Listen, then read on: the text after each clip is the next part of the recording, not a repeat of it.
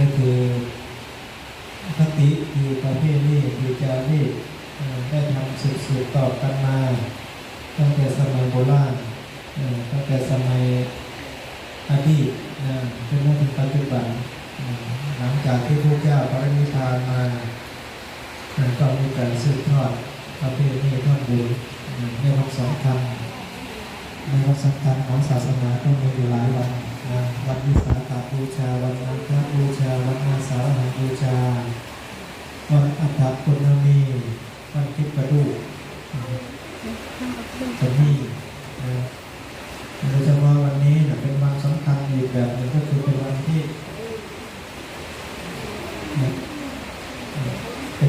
่มีพระรัตนตรัยครบ3พระรัตนตรัยก็คือแก้ว3ประการขอให้ถึงดวงแก้วขอให้แก้วดวงงานขอให้พบพระศรีอานขอให้ถึงดวงแก้วพระแก้วมีเม็ดแก้วสีแดงสีดำสีเขียวสีแก้วรัตนตรัย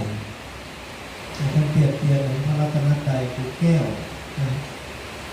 แก้วที่ปราศจากมลทินปราศจากกิเลสตัณหาคือดวงจิตดวงใจเงา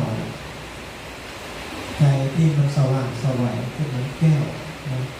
ผู้ที่เข้าถึงดวงจิตเข้าถึงดวงใจเข้าถึงธรรมเข้าถึง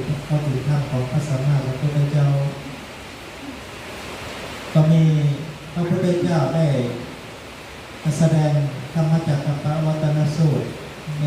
ปาอิสิปตนามฤคทายวันพระพุทธเจ้าเทศนาเรื่องทางสายกลางไม่ไปสุดโต่ง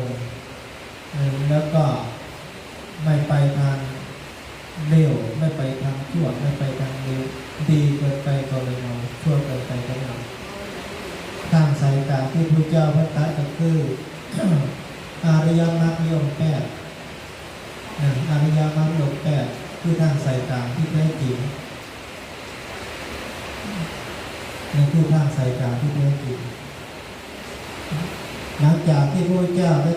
ได้เทศนาเรื่องอริยมรรคมีองค์8แล้วก็ต่อด้วยอริยสัจ4อริยสัจ4ก็มีทุกข์สมุทัยนิโรธมรรคพระพุทธเจ้าเทศนาอยู่ช่วงนั้นปรากฏว่ามีเทว